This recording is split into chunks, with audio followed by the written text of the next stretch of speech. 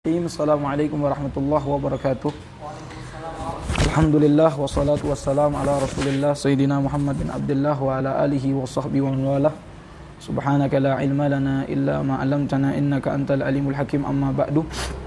Yang saya hormati para hadirin yang menyaksikan daripada live streaming di IG ini.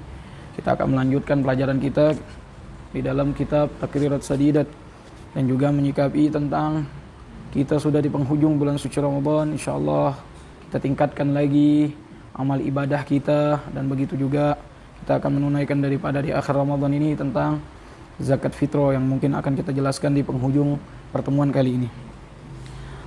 Kita akan melanjutkan pelajaran kita yang minggu lalu. Bismillahirrahmanirrahim. Qala Syekh Mu'allib rahimahullah wa nafa'ana bi ulim fid darain amin illa angal. Yanqasimu shaum ila salasatil aqsam. Dikatakan puasa itu dibagikan menjadi 3 golongan. Shaumul umum al-awam wa huwa shaumun 'anil mubtirat al-mubtilatu lis-shaum. Ialah puasa yang pertama, puasanya orang yang umumnya kaum muslimin, yaitu puasa dari menahan semua yang membatalkan puasa dari terbit fajar sampai terbenam matahari. Bagi orang yang berpuasa ini umum kaum muslimin melakukan hal tersebut untuk mengatakan sahnya puasanya. Yang kedua, shaumul khusus. Orang yang berpuasa secara khusus. Di samping dia menahan dari semua yang membatalkan puasa, dia juga as-shaum anil ma'asi. Berpuasa dari menjauhi yang haram.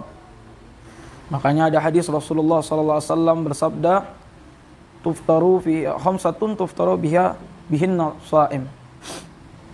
Ada 5 perkara yang mana kalau dilakukan akan membatalkan pahalanya orang yang berpuasa, menghilangkan pahalanya orang yang berpuasa.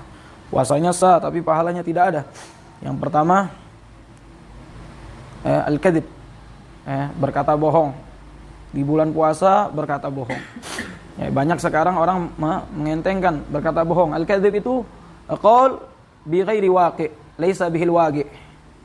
Namanya kadzib itu berbohong, itu berkata tidak seperti yang terjadi. Ya. Kalau berkatanya yang seperti yang terjadi itu namanya jujur atau siddiq. Tapi kalau dia berkata tidak seperti yang kejadiannya itu namanya bohong, kadzib. Kata Nabi dalam hadis, fa innal kadhiba yahdi ilal itsm. Fa innal kadhiba yahdi ilal kidb ilal itsm ila syarr. Fa inna syarr yahdi ilal itsm. Yang artinya fa innal kadhiba yahdi ilal fujar.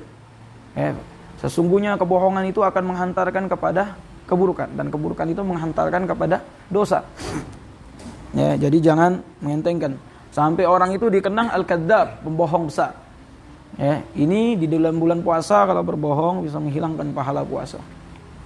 Yang kedua, an-namimah. Yang kedua an-namimah. Apa itu an-namimah? An-namimah itu mengadu domba kalau bahasa Indonesia. Membuat satu dan lain diprovokasi sehingga bermusuhan dan saling berpecah belah atau sampai berperang karena kita menjadikan namimah. Ini enggak boleh di bulan Ramadan kita lakukan. Begitu disebutkan lagi wal ghiba.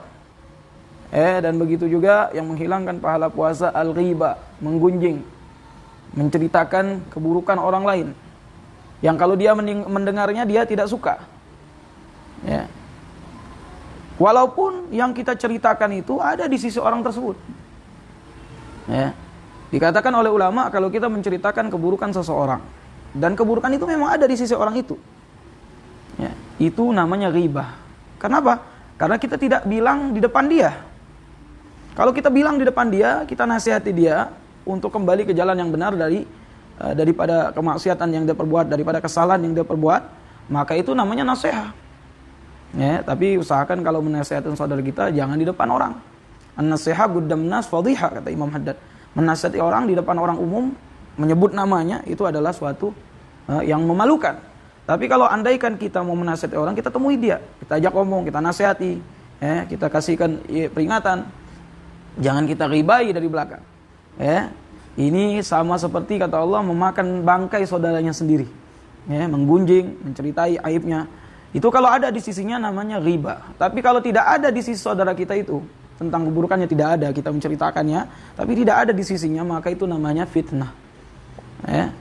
Al-fitnatu asyaddu minal qatl.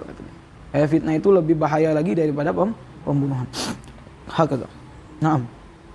Kemudian satu lagi wal yaminul kadzib, bersumpah palsu. Ya, mencari muka sama orang, mau membenarkan seseorang yang salah dengan bersumpah palsu. Ini haram hukumnya ya. Dan bisa batal pahala puasanya kalau dia lakukan di bulan puasa. Bersumpah palsu untuk membetulkan suatu yang salah atau suatu yang melanggar ajaran Allah dan Rasulnya. Kemudian yang terakhir wan nazar bisyahwa, melihat dengan syahwat. Melihat dengan syahwat itu jelas dilihat dengan betul-betul dilihat atau dipasati bahasa gitu. Sehingga tumbuh syahwat. Ya. Ini kalau tidak sengaja kita melihat kemudian kita istighfar, maka Allah akan mengampunkan kesalahan kita. Ada rasa penyesalan jelas. Hakata. Itu puasanya orang yang khusus, menjauhkan dirinya dari maksiat. Kemudian lagi shaumul khususul khusus. Di samping menjauhi dari maksiat orang ini, dia shaum amma siwallah.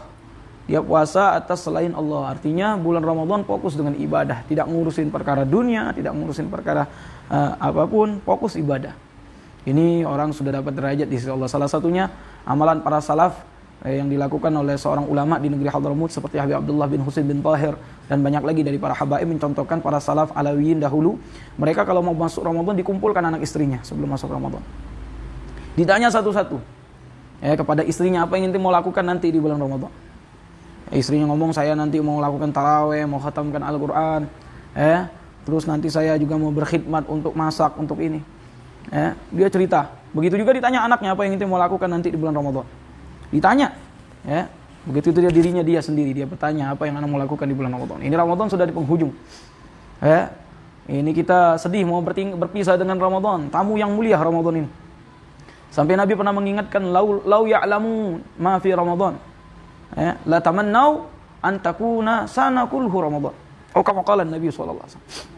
Kalau andaikan kalian mengetahui apa yang ada di dalam bulan suci Ramadan dari karunia Allah berupa ampunan, rahmat, kasih sayang Allah, pembebasan dari api nerakanya Allah, kalian akan berharap 1 tahun penuh itu bulan Ramadan, tapi tidak bisa harapan itu.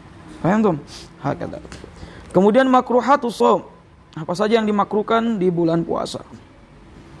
Ada 8 katanya. Yang pertama al-alaq, huwa madghu biduni an yufassil minhu syai' ila al-jawf wa ila sara muftiran. Berkumur-kumur dengan sesuatu. Jangan sampai tertelan dengan suatu rasa minuman apa gitu. Al-dzauqut ta'am. Dzauqut ta'am ini menyicip makanan biduni haja, mal adam usul syai' ila jawf. Merasakan makanan tanpa perlu. Kecuali kalau ibu-ibu yang masak dia perlu untuk merasakan makanan. Itu dibolehkan hanya menyicipnya, ambil makanan, cicip manis atau asin atau pahit atau kemanisan atau kepahitan boleh, kemudian dikumur-kumur. Biar hilang rasanya. Jangan ditelan, kalau telan batal.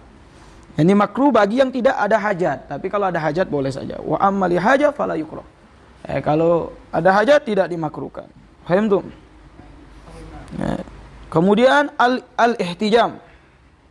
Al-ihtijam wa huwa ikhrajud dam wa yukrahu khuruj minal khilaf. Li'anna yurithu ad-dha'f kama yukrahu lahu hijamah, yukrahu lahu yahjumu ghairuh. Naam.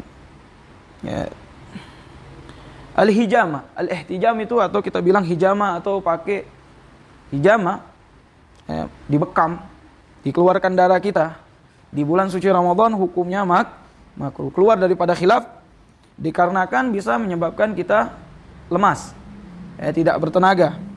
Seperti itu juga dimakruhkan hijamah, begitu juga yang menghijamah dimakruhkan di bulan puasa.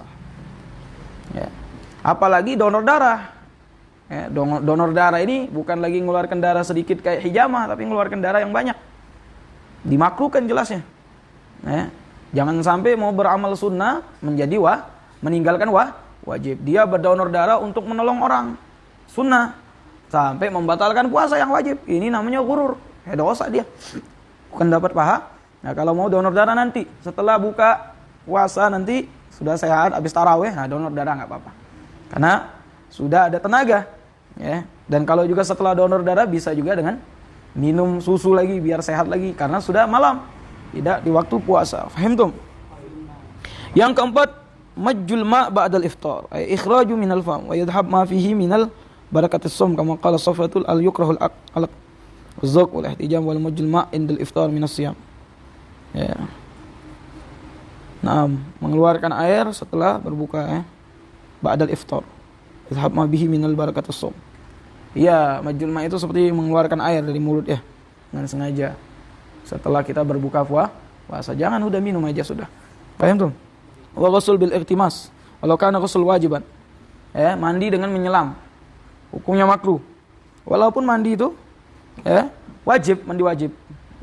Jangan nyelam juga banyu. Juga kolam renang atau dalam sungai, ditakutkan nanti masuk bisa membatalkan puasa, hukumnya makruh. Kalau mau mandi saja, mandi untuk menghilangkan bau badan boleh-boleh saja. Seperti di pagi hari kita mandi, atau kalau di siang hari ya jelas mau dingin ke badan. Kalau niatnya mendinginkan badan makruh kata ulama. Kalau mau nanti setelah buka puasa itu disunnahkan mandi sebelum isya ya. Habis maghrib sebelum isya. Itu disunnahkan. Rasulullah selalu melakukan hal tersebut dalam riwayat Sayyidina Aisyah. Jadi kalau nak mandi habis buka, hukumnya sunnah, niat ngikuti Rasulullah setiap malam. Paham tuh? As-siwak ba'da zawal, li'anna yusibu raihatul fam. Bersiwak setelah zawal, yaitu setelah masuk waktu zuhur, hukumnya makruh karena menghilangkan bau mulut kita. Karena bau mulutnya orang yang berpuasa nanti di yaumil qiyamah khalufu famum sha'im atyabu indallah min rihil misk, kata Nabi. Bau mulutnya orang yang berpuasa nanti di yaumil qiyamah lebih harum dari bau misik. Jadi sayang, jangan dihilangkan. Tapi Imam Nawawi berpendapat tidak ada makruh. Walaupun setelah zuhur, tapi dengan syarat ketika mau melakukan sholat saja pakai siwaknya. Ketika mau sholat asar, ketika mau melakukan sholat atau qobliyatul asar atau ba'datul zuhur, atau qobliyatul zuhur, ketika mau melakukan sholat saja atau melakukan ibadah seperti baca Quran, itu pendapat Imam Nawawi. Tapi Gul Mu'tamad mazhab Syafi'i mengatakan makruh setelah zawal. Kalau sikat gigi yang pakai odol bagaimana? Sikat gigi pakai odol ini ya sama hukumnya seperti siwak, setelah zawal makruh. Tapi kalau setelah subuh atau ketika kita puasa, kalau memang kita sikat gigi usahakan jangan sampai rasa itu tetelan. Jadi dikumur-kumur betul-betul sampai hilang baunya. Tapi afdalnya untuk ihtiyatan, kata para guru-guru kita, lebih baik kalau mau sikat gigi setelah sahur, sebelum azan subuh, dan setelah berbuka puasa. Ketika mau mandi malam itu kita sikat gigi itu lebih selamat. Karena odol itu atau pasta gigi itu ada rasanya. Kita takut rasa itu tetelan dan bisa membatalkan puasa. Kalau nggak tetelan nggak apa-apa, seperti hukum siwak tadi, tetap dihukumkan makruh setelah zawal. Fahim tuh? Naam. Kasratus saba' wan naum. Bulan puasa dimakruhkan juga banyaknya kenyang. Dan banyaknya tidur. Banyaknya kenyang dan banyaknya tidur. Jadi ketika berbuka itu kul mimma yalik, kata Rasulullah, makanlah kamu itu yang layak. Jangan pecah uang kelaparan. Makan. Kayak orang kelaparan balas dendam gara-gara seharian dia tidak makan, pas buka nak dimakan kalau. Dan utamakan kita berbuka itu mulai dengan air putih dan kurma, atau kurma dulu kemudian air putih, karena untuk mengembalikan kembali daya maidah kita untuk menerima makanan itu. Tempat maidah perut kita ini bisa menerima makanan kalau sudah ada daya kekuatan dari kurma tadi yang bisa mengembalikannya. Wanom, memang tidurnya orang yang berpuasa itu ibadah. Kalau sedikit tidur untuk menguatkan nanti mau taraweh, bukan seharian tidur. Ini bukan ibadah, jadinya mudarat nantinya. Paham? Wal haut fi ma la ya'ni, tinggalkan sesuatu yang tidak manfaat. Ngobrol-ngobrol enggak manfaat, main game ya. Main-main chatting enggak manfaat gunakan untuk baca Quran, zikir. Zikir apa yang paling bagus itu yang Habib ajarkan, yang diajarkan oleh Nabi. Dengan mengucapkan asyhadu alla ilaha illallah astaghfirullah nas'alukal jannata wa na'udzubika minan nar Allahumma innaka afuwun tuhibbul afwa fa'fu anna. Ini zikir yang bagus di bulan Ramadan, diperbanyak. Pahalanya besar dan dianjurkan oleh Nabi Muhammad sallallahu alaihi wasallam. Li anna zalika yusibu faidat shaum. Karena banyaknya tidur, banyaknya ngobrol, banyaknya tidur, banyaknya makan, itu bisa menghilangkan daripada faidah puasa itu sendiri. Yang mana puasa itu faedahnya, kata Nabi, sumu tasihu, berpuasalah niscaya kalian sehat. Jadi kalau orang yang puasanya betul-betul berpuasa, zahiran wa batinan insyaallah jauh dari penyakit. Yakin sama sabda Nabi, apalagi corona ini enggak mungkin dekat. Kalau orang yang puasanya betul-betul insyaallah. Paham tuh? Wa tanawalu syahwat al-mubah minal mashmumat au mubsarat au masmu'at. Ya. Ini makan suatu yang syahwat mubah, yang mubah pun. Apa aja boleh, tidak ada masalah. Nak makan pempek, nak makan cendol, nak makan apa lagi? Nak makan dawet, nak makan apa, semua boleh. Cuman kalau lah kenyang stop. Kami kata Rasulullah adalah golongan dari kaum tidak makan kecuali lapar dan berhenti sebelum kenyang. Kalau sudah nak kenyang berhenti biar tak mengas. Sepertiga untuk makanan, sepertiga untuk minuman, sepertiga untuk bernapas. Itu sebagaimana yang dijelaskan oleh Nabi kita Muhammad SAW. Tidak ada tempat yang paling buruk dari anak Adam itu kecuali penuh perutnya. Kenyang dengan yang halal bisa melemaskan kita ibadah. Imam Haddad nyebutkan dalam kitab Nasa'i Diniyah, syabab minal halal, kenyang dari yang halal aja itu bisa. Dikatakan kalau misalkan kenyangnya jasad kita, maka lapar ruh kita. Artinya semangat ibadahnya melemah. Tapi kalau misalkan kita cukupnya kita akan semangat untuk ibadah. Paham tuh? Nah, kita masuk kepada mubtilatus shaum. Yang membatalkan puasa. Gisman ada 2. Gismun yubtalus shawabus shaum la shaum nafsah. Wala yajib alaihi qada'u sama muhbitat. Bagian yang pertama yaitu membatalkan pahalanya puasa dan tidak membatalkan puasanya. Maka tidak wajib mengqadha dinamakan hal-hal yang merusak pahala puasa. Yang kedua, qisim yubtilus shaum wa kadza thawab. In kana bi ghairi udhur fa yajib fihi al-qada'u sama muftirat. Bagian yang kedua yaitu yang membatalkan puasa, begitu juga pahalanya jika mana dibatalkan tanpa udhur. Dan wajib di dalamnya qadha, maka dinamakan muftirat yang membatalkan puasa. Al-qisim awal al-muhbitat, yang dikatakan bagian yang pertama yang muhbitat wahiyya ma tubtalu shawabus shaum, yang membatalkan pahala puasa. Qala Rasulullah sallallahu alaihi wasallam, kam min sha'imin laisa lahu min siyamihi ilal ju'i wal 'atas. Rasulullah sallallahu alaihi wasallam bersabda, berapa banyak orang yang puasa tidak dia dapatkan dari puasanya kecuali lapar dan haus. Ini yang Habib sebutkan tadi tentang 5 perkara yang membatalkan pahala puasa. Yang pertama al-ghibah.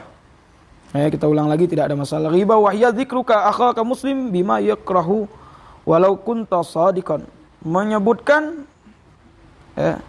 kamu menyebutkan saudaramu muslim dengan sesuatu yang dia tidak sukai, walaupun perkara itu betul adanya. Itu riba. Jadi kita sudah jelaskan ya. Ini menghilangkan pahala puasa. Wan namimah wa hiya naqlul kalam bi qasdi iga al-fitnah. Namimah yaitu memindahkan pembicaraan dengan maksud untuk terjadinya fitnah. Perselisihan, perpecahan, perperangan. Ini namimah. Kalau bahasa sekarang yang menjadi namim atau yang mengadu domba, provokator. Menjadi pengadu domba. Jangan sampai nih kita menjadi provokator. Paham tuh? Yang ketiga al-kadzib wa huwa ikhbar bi ghairi waqi', berbohong, berbicara seperti tidak semestinya. Yang keempat an-nadhar lima yuhram aw lima yuhillu bi syahwa. Melihat dengan apa yang diharamkan atau melihat sesuatu yang dihalalkan tapi dengan syahwat. Maksudnya dengan syahwat bi an yataladzat bin nadhar. Melihat dengan apa? Dengan pandangan yang diresepi. Istri kita halal sudah untuk kita, sudah diakdun nikah. Dijingoi dengan lazat, timbul syahwat. Sama termasuk hal itu juga nadhar bi syahwat. Apalagi yang tidak halal dengan gitu. Belum halal gitu. Bukan istri kita, bukan siapa itu. Yang kelima wal yaminul kadzib. Al-halif al-kadzib. Yaminul kadzib yaitu bersumpah palsu. Ini tadi kita sudah jelaskan. Untuk membetulkan sesuatu yang salah, dia menyebut nama Allah. Itu menghilangkan pahala puasa. Wa qaulu zur wal fuhsh wal amalu bihi. Berkata yang keji, yang jorok, menghina orang, mencaci orang dengan kalimat-kalimat yang jorok, dan beramal dengannya. Dalam hadis man lam yada' qaulu dzur wa amalu bihi falaysa lillahi haja bi fi an yadda'a ta'amahu wa syarabahu. Barang siapa yang tidak meninggalkan perkataan zur dan amalannya, dan tidaklah untuknya Allah memerlukan dengan apa yang dia tinggalkan dari makan dan minum. Artinya tidak mendapat pahala di sisi Allah Subhanahu wa taala. Goluzur cak mana ini goluzurin? Caci wong, ngomong jorok. Ngomong yang tidak pantas dengan semua omongan-omongan yang keji, paham tuh? Naam, itu yang membatalkan pahala puasa. Jadi kita jaga ya, jangan sampai kita tergolong orang yang membatalkan puasa. Naam. Lanjut. Masih jalan ya? Naam. Qismus tsani al-mubtirat wa hiya ma yubtalu aslus shaum. Yaitu yang membatalkan puasa ada 8. Yang pertama ar-riddah. Yang pertama ar-riddah. Apa riddah itu? Wa hiya qatul Islam bin niyyah au qaul au fi'l walau kana riddah lahdatul wahid.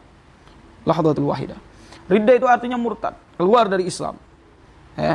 Memutuskan niatnya di dalam memutuskan Islamnya dengan niat saya mau keluar dari Islam, atau dengan perkataan saya murtad misalnya, atau dengan perbuatan menyembah kepada selain Allah misalnya, sujud kepada selain Allah, murtad. Walaupun sebentar, kemudian balik lagi, itu batal puasanya.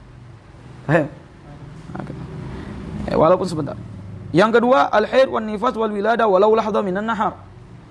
Perempuan yang haid, perempuan yang nifas, perempuan yang wilada melahirkan, walaupun sebentar, darahnya keluar membatalkan puasa. Haid. Haid ini jatuh di tanggalnya. Perempuan sudah tahu tanggal haidnya kapan. Kalau memang di tanggalnya berarti itu darah haid dan jumlahnya juga. Paling sebentar 24 jam. Paham tuh? Paling lama darah haid itu paling sebentar 24 jam, sehari semalam keluarnya. Keluarnya tetes-tetes ya, bukan kayak keluar air itu bukan. Paling umumnya perempuan 7 hari 8 hari, 6 hari 7 hari 8 hari. Paling lama. Dan paling lamanya 15 hari dan malamnya. Orang haid itu. Kalau hari ke-16 keluar itu bukan darah haid lagi. Itu namanya darah istihadhah. Dia sudah wajib mandi, wajib salat, wajib puasa. Darah yang keluar itu darah istihadhah. Darah istihadhah ini darah penyakit. Kalau dia mau salat ada syaratnya. Harus sudah masuk waktu, harus dicuci dulu kemaluannya, ganti celananya, segera berwudu dan segera sholat. Tidak boleh nunggu kecuali nunggu berjamaah saja. Kalau andaikan di waktu sholat keluar, dimaafkan orang yang seperti ini. Puasanya gimana? Sah puasanya, karena itu dari istihadhah. Paham tuh? Kalau nifas, wilada itu darah yang keluar berbarengan dengan melahirkan. Biasanya langsung nambung dengan nifas. Nifas itu paling umumnya perempuan, paling sedikitnya itu setetes saja. Itu yang terjadi kepadanya Sayyidah Fatimah Zahra. Sayyidatuna Fatimah Zahra bint Rasul sallallahu alaihi wasallam. Yang paling umumnya perempuan 40 hari dan malamnya. Dan paling lamanya 60 hari. Paling lama dan malamnya. Jadi hari ke-61 bisa jadi itu darah istihadhah atau darah haid, dan tidak ada pemisah antara haid dan nifas bisa. Kalau memang itu sudah waktunya haid, misalkan dia baru bersih hari itu hari ke-60, besoknya memang waktunya dia haid dan keluar darah, bisa dikatakan itu darah haid. Paham tuh? Lah. Naam. Lanjut. Kemudian yang ketiga al-junun walau lahadha.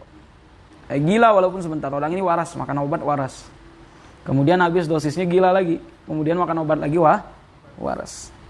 Waktu gila itu waktu walaupun sebentar itu membatalkan puasa karena ada hilang akalnya. Paham tuh? Yang keempat al-ighma was-sukr in amma jami'an nahar wa amma idza afaq walau lahzah wahidah sahha shaumuhu huwa mu'tamad inda ramli. Ighma itu pingsan dari mulai pagi sampai sore. Itu bisa batal kalau dari pagi sampai sore. Atau syukur mabuk. Mau mabuk sengaja atau tidak? Soal hukum mabuknya jelas haram. Kalau tidak sengaja itu syubhat, nilai dia tidak tahu, dia air putih minumnya, akhirnya mabuk. Nah, kalau dia tidurnya sehari penuh, maka batal puasanya. Tapi kalau misalkan dia tertidur kemudian dia terbangun, sadar, kemudian tertidur lagi, ada masa dia terbangun walaupun sebentar, sah puasanya. Ini soal ninggalkan salatnya hukum bainahu wa bainallah. Ini kadang unik orang sekarang puasa tapi salat tinggal. Kadang-kadang juga kita lihat orang batalin puasa juga nggak malu ya teman sekarang. Ngerokok pinggir jalan, minum air es pinggir jalan. Nggak malu lagi dia sama Allah. Ini orang perlu kita nasihati, kita selamatkan. Kita rangkul. Yang kita puasa sedih ngelihat seperti itu. Kepingin semua saudara kita berpuasa karena ini kewajiban dari Allah Subhanahu. Paham tuh? Nah, itu pendapat Imam Romli. Kalau andaikan walaupun sebentar dia terbangun orang yang pingsan dan mabuk tadi, maka sah puasanya. Tapi kalau dia seharian penuh tidur orang yang mabuk tadi, pingsan dengan tidur misalkan, atau orang yang pingsan tadi seharian penuh membatalkan puasanya. Tapi kalau ada bangun sebentar saja, maka sah puasanya. Paham tuh? Wa inda Ibnu Hajar yubtal in ta'addah wa in bihi walau lahdah. Qala akharun yubtul illa idza ta'addah amma jami'na. Di sisi Ibnu Hajar batal kalau sengaja mabuknya itu atau pingsannya itu. Walaupun sebentar. walaupun sebentar. Kalau dengan sengaja, mabuknya dengan sengaja, pingsannya dengan sengaja walaupun sebentar membatalkan puasa. Itu pendapat Ibnu Hajar. Tapi berkata yang akhir tidak batal puasanya kecuali disengaja. Artinya kalau mabuknya tidak disengaja, kemudian tertidur dan dia terbangun, walau sebentar sah puasa. Tapi kalau disengaja mabuknya, walaupun sebentar dia terbangun, batal puasanya. Dan ada pendapat tidak batal jika dia tidak sengaja, dan tidak seharian penuh. Artinya kalau dia minum tidak sengaja atau mabuk, itu pikir dia hari putih dia minum, taunya itu khamar, dia mabuk, kemudian dia tidur dan dia terbangun sebentar, sah. Itu pendapat Romli tadi ya. Tapi kalau pendapat Ibnu Hajar, kalau sengaja batal walaupun sebentar, tidurnya bangun sebentar pun batal. Kalau sengaja, kalau tidak sengaja dima'fuan anhu. Kebanyakan sekarang yang sengaja atau yang tidak sengaja ini mabuknya. Dia sengaja, kalau sengaja ini jelas membatalkan puasa. Faham tuh? Walaupun sebentar, terbangun atau tidak, membatalkan puasa. Faham tuh? Yang kelima, al-jima'. Idza jama'a bidan aliman bitahrim, berhubungan intim. Kalau membatalkannya dengan berhubungan intim, sengaja dan dia tahu itu diharamkan, tidak boleh. Di siang hari tidak boleh dan sengaja, pilihan dia. Tidak kata terpaksa. Batal puasanya. Dan merusak puasanya. Sehari penuh dengan berhubungan. Dia dapat 5 hukuman. Bagi orang yang membatalkan puasanya dengan berjima. Nak berjima dengan yang halal, dengan istrinya dewek atau dengan yang haram. Kalau dia minum dulu, misalkan minum dulu baru berjima, batalnya dengan minum, lain lagi. Ini dia langsung berjima membatalkannya. Ini ada 5 hukum. Yang pertama, luhuqul itsm, dapat dosa. Yang kedua, wujubul imsak, wajib tidak makan tidak minum setelah itu sampai terbenam matahari. Yang ketiga, wujubut ta'zir, wajib dita'zir, wa ta'dib minal hakim, yakunu li ghair ta'ib. Ta'dib, kasih hukuman oleh pemimpin, dicambuk apakah. Ini yang tidak taubat. Kalau taubat tidak lagi ya. Yang keempat, wujubul qada, wajib mengqada puasanya. Yang kelima, wujubul kafaratul udhmah, wajib kafarah udhmah. Wa hiya ahadus tsalatsa asya' murattab. Salah satu dari 3 yang diturutkan. Yang pertama, fala yantanaqal ila al-khaslatu tsani illa idza ajaza amma qablah. Tidak pindah kepada bagian yang kedua berikutnya kecuali tidak mampu dilakukan. Yang pertama, itqur raqabah mukminah, membebaskan seorang hamba saya yang mukmin, yang beriman maksudnya. Ini susah zaman sekarang, tidak ada lagi. Maka kembali yang nomor 2, siam syahrain mutatabi'in, coba dulu puasa 2 bulan berturut-turut. Sudah dicoba lah dapat seminggu, akhirnya batal. Sudah dia coba nggak bisa, coba dulu. Coba dulu puasanya, nggak bisa. Baru it'am sittina miskinan likulli miskin mud, memberi makan kepada 60 orang miskin dan setiap satu orang miskin 1 mud. 1 mudnya Nabi Muhammad itu 7,5 on. Arti apa? Kasih apa? Kasih makanan pokok di situ. Kalau kita sini beras ya beras. Yang mentahnya ya, beras mentah yang dikasihkan, bukan yang sudah dimasak. Paham belum? Nah ini kafaro, berat kafaro ya. Puasa 2 bulan berturut-turut. Dulu ada seorang raja yang selalu di tengah Ramadan menghubungi istrinya atau berjima sama istrinya, berhubungan intim. Jadi bertanya dengan hakim atau ulama pada masa itu, wahai syekh, bagaimana hukuman orang yang berjima di tengah Ramadan? Kalau dia mengatakan membebaskan hamba saya yang beriman, dia punya banyak. Kalau dia katakan beri makan kepada 60 orang miskin, dia banyak harta, dia seorang raja. Maka guru itu mengatakan, ulama itu mengatakan, hukumannya berpuasa 2 bulan berturut-turut. Enggak ada lain lagi, enggak ada itu aja. Akhirnya sudah puasa 2 bulan berturut, kapok dia. Kamu lagi 2 bulan berturut-turut, susah ente. Enggak boleh batal sehari ulang lagi. Hitungan dari awal. Paham tuh? Yang membatalkan puasa usulul ain min manfadil maftu ilal jawf. Sampainya sesuatu. Ain itu kecuali hawa hawa ya. Wa kadza mujarrad ta'amur rih. Mujarrad ta'amur rih bidunil ain, tanpa ada bentuknya. Ta'amur rih bidunil ain. Wal wusul minhuma ilal jawf, sampai kepada jawf. Manfaadul maftu kharaja bi idza wasala ain ilal jawf. In manfaat ghair maftu kadduhun. Manfaat maftu itu yang ada di tubuh kita. Apa manfaat maftu ini? Mata, hidung, mulut, kuping, kemaluan depan, kemaluan belakang, itu manfaat maftu, bolongan yang ada di tubuh kita. Ini kalau dimasukkan benda maka membatalkan puasa. Paham? Min manfaat ghaira maftuh kadduhun bi tashrubil masyama. Manfaat maftuh ini jika nyampe ain kepada juf. Ada manfaat yang ghaira maftuh. Seperti kita pakai pelembab. Ini kan pori-pori, ini bukan maftuh. Manfaat maftuh fi madhhabil Imam Syafi'i ila al-ain. Kadzal udhun inda Imam Ghazali. Semua manfaat maftuh di dalam mazhab Imam Syafi'i kecuali mata. Seperti itu juga uping di pendapatnya Imam Ghazali. Jadi kalau Imam Nawawi mengatakan, Imam Ghazali mengatakan mata termasuk manfaat maftuh. Mata termasuk manfaat maftuh. Karena orang kalau pakai celak terasa celak itu di tenggorokan. Ini secara kedokteran dia menjawab. Maka pendapat Imam Ghazali batal orang yang pakai celak itu atau pakai tetes mata kalau zaman kita sekarang. Karena fungsi celak itu sama seperti tetes mata, yaitu untuk mengobati mata yang sakit. Kemudian dia menyatakan kuping bukan termasuk manfaat maftuh.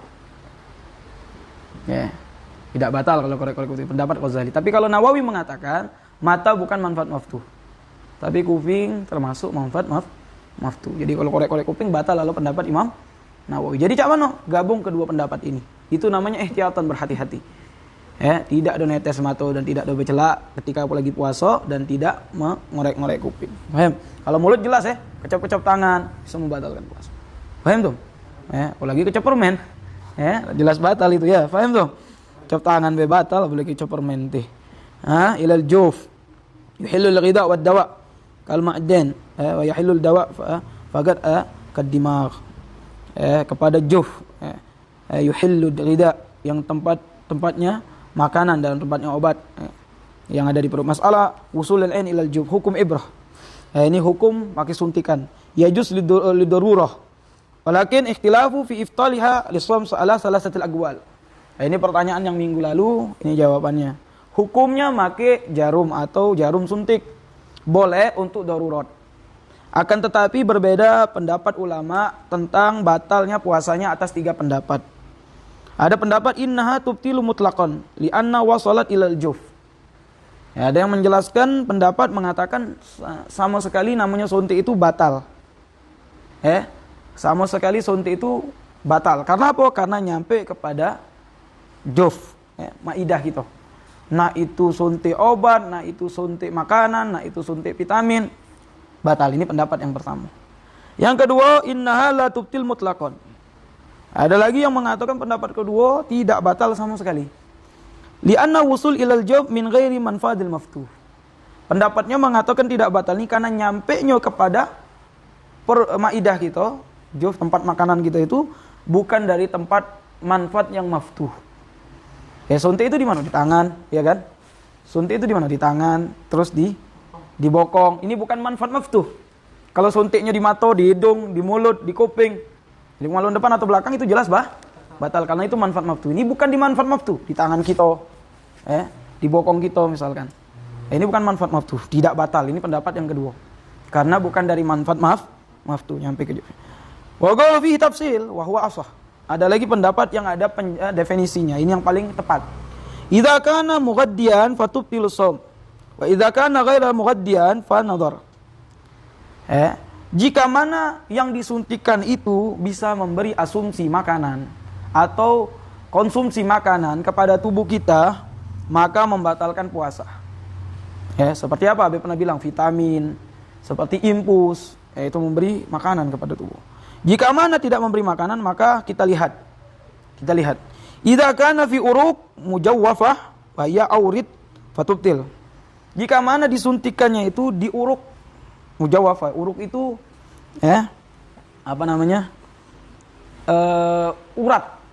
urat tempat ngalirnya darah. Kalau disuntikkannya di urat dengan mengalir di urat, maka membatalkan puasa. Paham? Kalau suntiknya di urat membatalkan puasa. Jika mana disuntikkannya fi adal.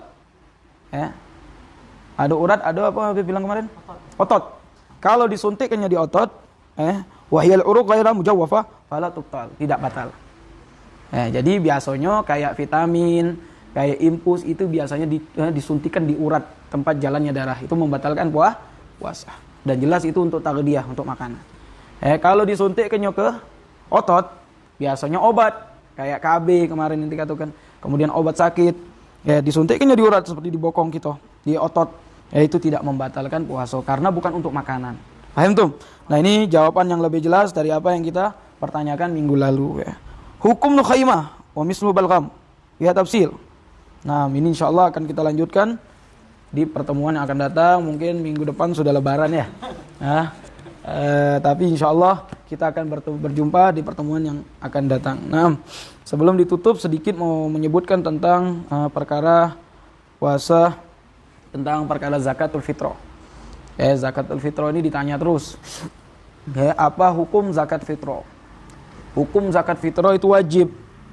Diriwayatkan an Ibnu Umar anna Rasulullah sallallahu alaihi wasallam farada zakatul fitrah min Ramadan 'alan nas sa' minat tamar aw sa' minasy syair ala kulli hurrin aw abdin dzakarin aw untha minal muslimin, rawahul Muslim. Dari riwayat Abdullah bin Umar, sesungguhnya Rasulullah sallallahu alaihi wasallam mewajibkan zakat fitrah di bulan Ramadan berupa 1 sok kurma, 1 sok gandum atas setiap orang muslim yang merdeka atau budak laki-laki atau perempuan. Tidak tergantung anak kecil dan anak besar ya. Semua yang masih kecil dan besar, laki-laki, perempuan, hamba sahaya, budak, semuanya apa? Wajib zakat fitrah. Cuman ada syaratnya ya, ada syaratnya. Ada syaratnya kapan orang itu dikatakan wajib melakukan zakat fitrah. Yang pertama muslim. Yang pertama muslim.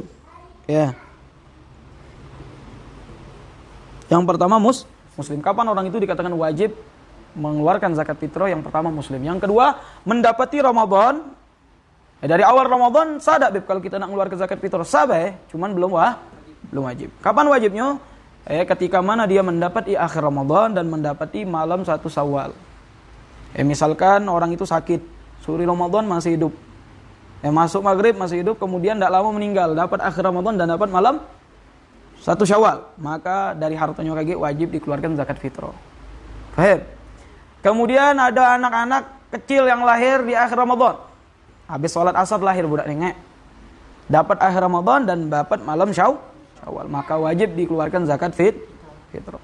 Kemudian yang ketiga syaratnya dia sudah ada makanan dan minuman dan baju yang layak untuk dia pakai di hari raya bagi dirinya dan yang dia tanggung dari anak, istrinya dan tempat tinggal. Jadi misalkan alhamdulillah rumah ada sudah, sewaan sudah dibayar kalau yang nyewa rumah. Baju yang layak, bukan yang mahal, yang layak sudah ada untuk lebaran.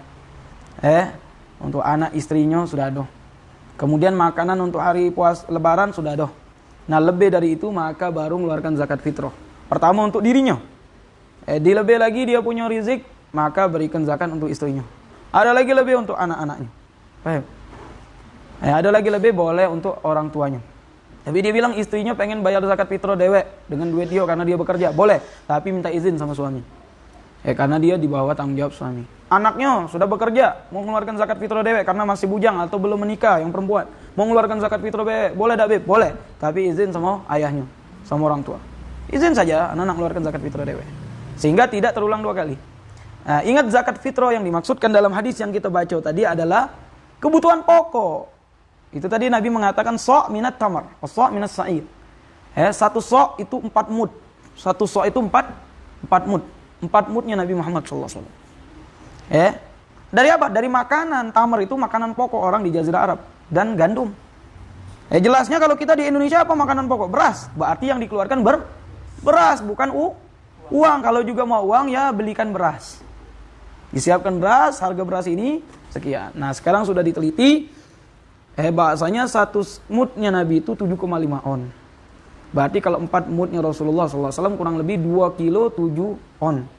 Kalau kita nak ihtiyatan kita lebih ke jadi 3 kilo. 3 kilo beras berapa duit?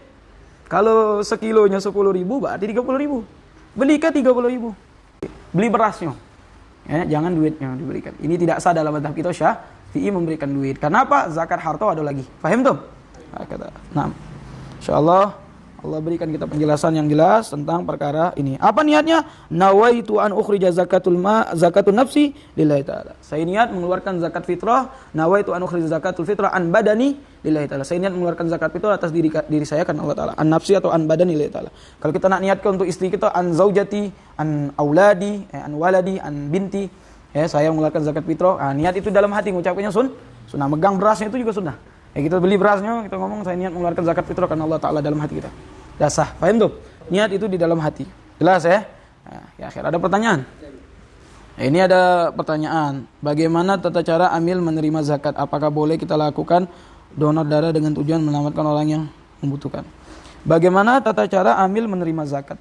Nah, kalau sekarang ini, kalau kita katakan amil itu harus ditunjuk oleh pemerintah yang sah di zaman sekarang. Dan biasanya yang ada di masjid-masjid atau musola itu namanya amil dadakan. Atau kita bisa katakan bukan amil. Mereka adalah petugas penyalur zakat. Petugas penyalur zakat. Bukan amil mereka itu. Petugas penyalur zakat. Kalau memang dia mau menyalurkan zakat orang kampungnya, yang mau memberikan zakat fitrah, yang mau memberikan zakat mal, dan dia menjadi penyebab untuk menyalurkan zakat di situ, dia mendapatkan pahala yang besar di sisi Allah Subhanahu wa taala. Kalau dia mau cari rezeki sekalian ya jualan berasnya dia. Jualan berasnya. Siap ke berasnya, misalkan masjid menggunakan uang satu orang jamaah beli beras, nanti dijual, faedahnya dibagi sama masjid. Sebagian untuk dia, sebagian untuk masjid misalkan. Boleh-boleh saja yang kayak gitu. Yang penting tujuannya dia menyalurkan saja. Menyalurkan saja. Orang yang mau kasih zakat harta, kumpulkan, nanti disalurkan kepada yang berhak di sekeliling tempat itu juga boleh. Dan ini badan amil itu ada, sudah ditunjuk oleh pemerintah. Cuman kita ini kayaknya lebih utama, kata Rasulullah, itu orang yang paling dekat dengan kita dalam mengeluarkan zakat itu. Al-agrabun, orang yang dekat, aula bil ma'ruf. Orang-orang dekat itu lebih utama untuk kita tolong. Tetangga dekat, keluarga dekat, itu lebih utama untuk kita keluarkan zakat kepada mereka. Paham tuh? Apakah boleh kita lakukan donor darah dengan tujuan menyelamatkan orang yang membutuhkan? Boleh, cuman bukan di waktu kita puasa. Kalau di waktu kita puasa bisa lemas, nanti bisa membatalkan puasa. Hukumnya makruh tadi sudah kita bilang. Beb, saya kuat nggak batal puasa, tapi makruh. Kenapa? Jadi lemas. Hijamah sama hukumnya sama donor. Jadi kalau mau donor apa? Nanti sudah buka. Sudah makan, sudah sehat, dia donor darah. Ini kalau orang membutuhkan nggak bisa lagi, ya udah. Kalau juga mau diberikan ya hukumnya makruh. Tidak membatalkan puasa memang.